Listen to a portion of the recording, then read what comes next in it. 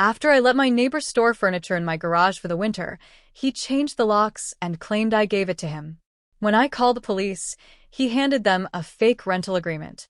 They told me to take it to court. Instead, I took it to someone who could. This whole thing started pretty normal.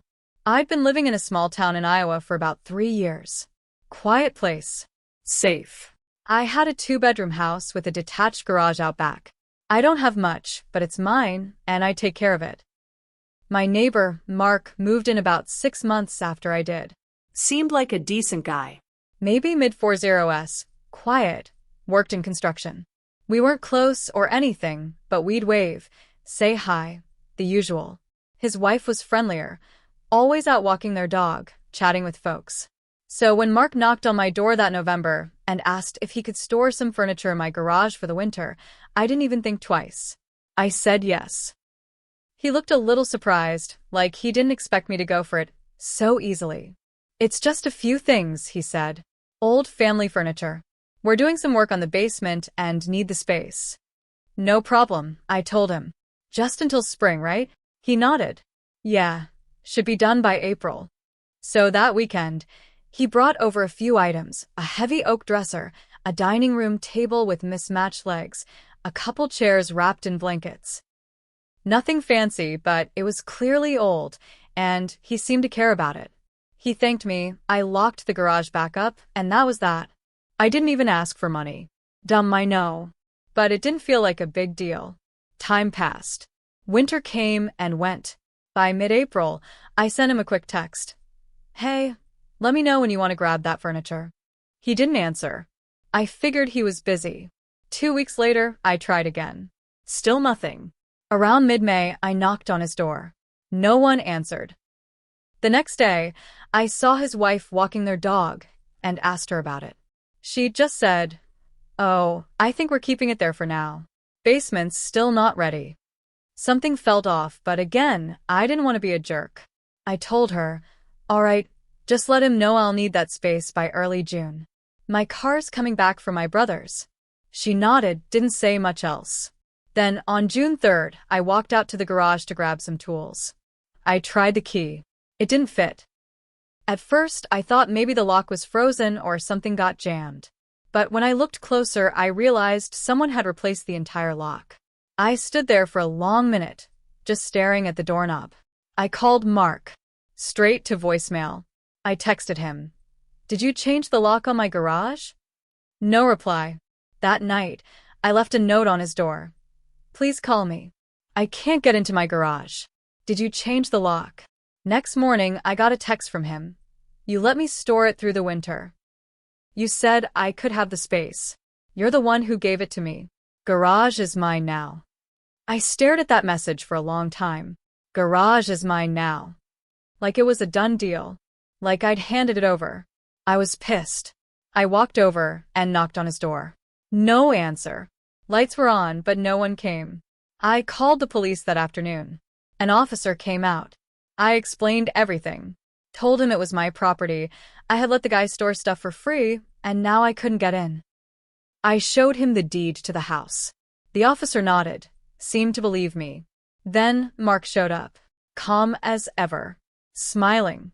He handed the officer a folder.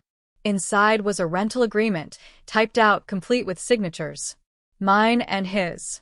I hadn't signed it. I told the officer it was fake. The officer said, "Well, now this becomes a civil issue. If he has a document and you say it's fake, it has to go through the courts." I couldn't believe what I was hearing. "He faked my signature," I said. "Then you'll need to get it tested. Take it to small claims. That's the process." So I stood there in my own yard, being told I had no access to my garage because my neighbor forged paperwork. I went home shaking. Not just mad, violated. I didn't want a lawsuit. I didn't want to spend months proving something that should have been obvious. So I called someone who could actually help me. His name was Paul. He's a retired carpenter in town. Older guy. Straight shooter. He's the one people call when they want something fixed the right way, quietly. I asked him, "Can you get a lock off a garage door without damaging it?" He paused. "What's going on?" I told him the story. His face didn't change much, but I could tell he didn't like what he was hearing. He said, "Give me a week."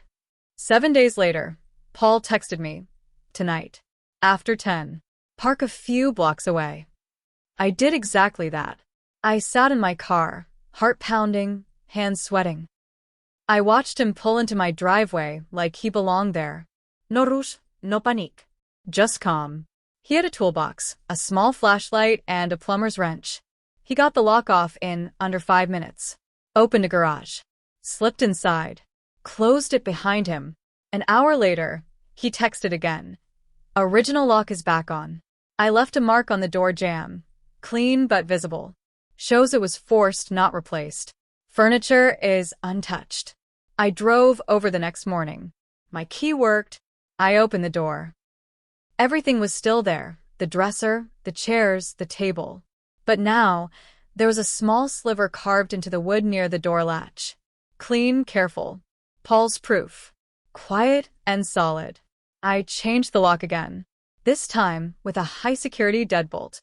I took photos of everything. The furniture, the new lock, the mark on the jamb. I printed out every text between me and Mark. I called a notary and had them sign off on the documentation. I was ready for court now.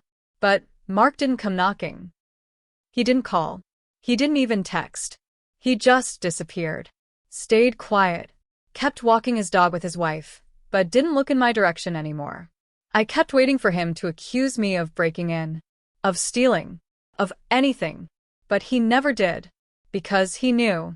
And now I had something he couldn't fake. A week went by. Nothing happened. Then I noticed something strange. One afternoon, I came home from work and found my garbage can tipped over. It was just sitting there in the driveway, lid off, trash spilled out like someone had kicked it on purpose. I didn't think much of it. Could have been the wind, right? But 2 days later, my car tires had been deflated. Not slashed, just flat. All 4. I had to pump them back up with my portable air compressor. There were no nails, no holes. Just air let out slowly. That's when I started keeping a log. Every time something weird happened, I wrote it down. Date, time, what I saw. Dog poop left on my porch. Mail pushed halfway out of the box like someone tried to grab it, but changed their mind. Once, someone rang my doorbell at 2 a.m. and ran off. I didn't have cameras. Stupid, I know. So I bought one, a cheap motion sensor cam, and stuck it inside the garage, pointed toward the door. 2 nights later, I caught him. Mark.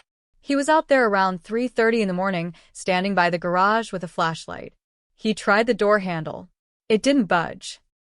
He looked around and walked away, slow and quiet.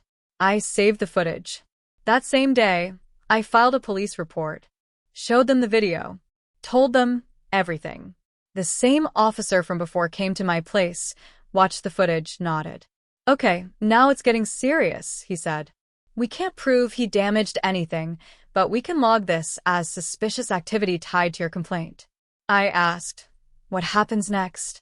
He just said, "Keep your footage. Don't confront him. Let us handle it." So I waited again. But this time, Mark made a mistake.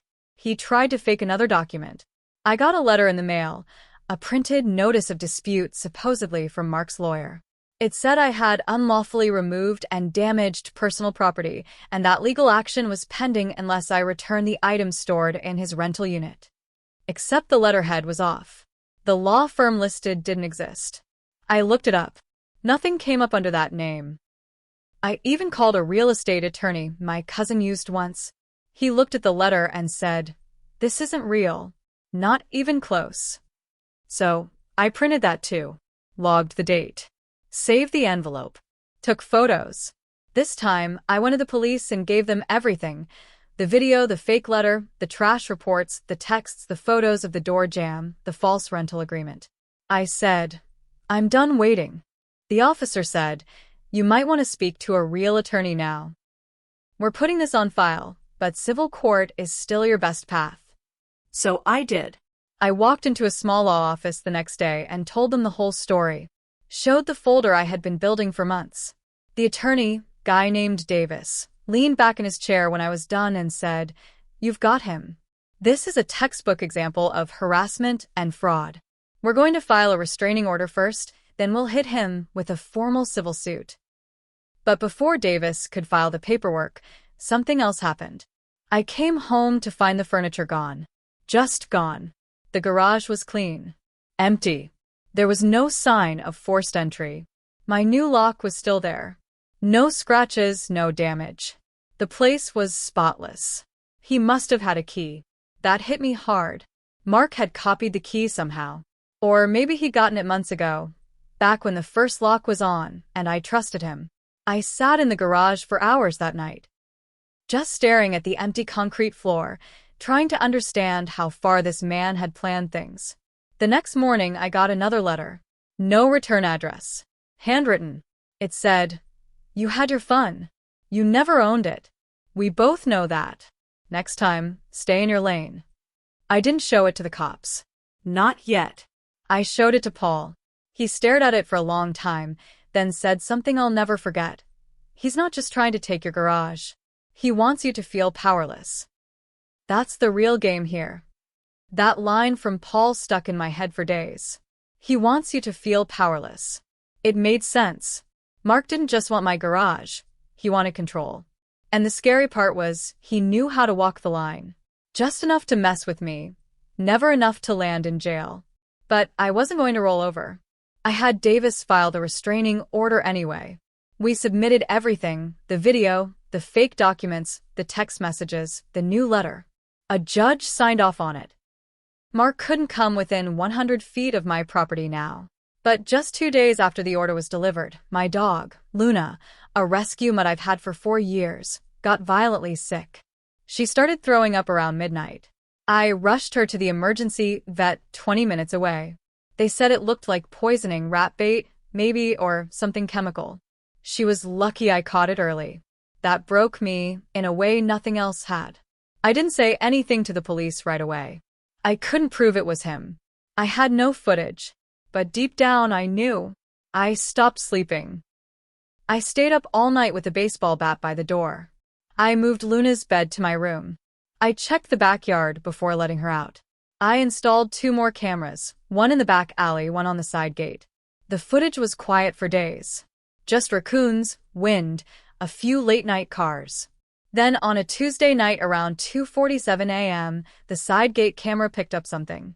Mark. He was in a hoodie, face turned from the lens, but the walk, the build, the shoes, it was him. He reached the side gate, saw the camera, paused, then looked straight at it.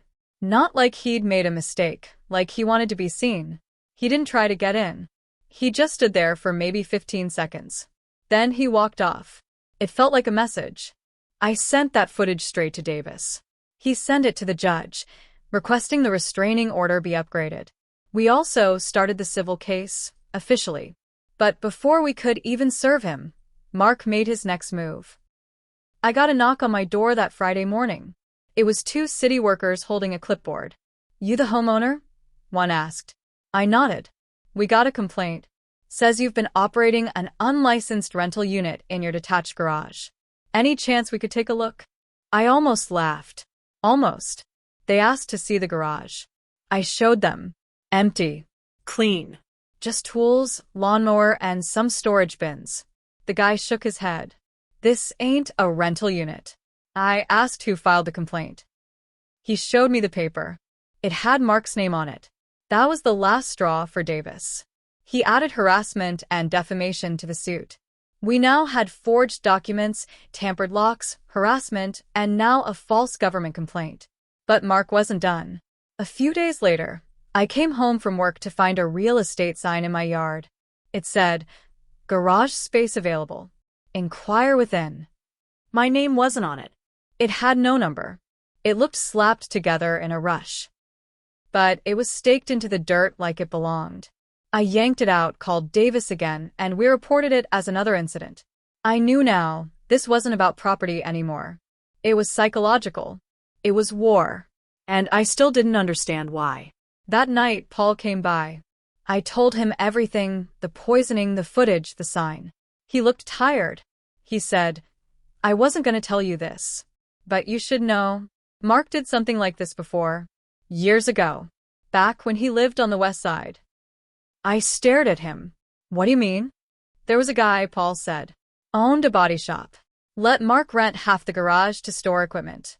Few months later, Mark claimed the whole space. Said the guy signed it over. Forged papers. They fought it in court, but the guy died of a heart attack during the trial. Mark got to walk away clean. I couldn't believe it. I asked, why didn't anyone say anything?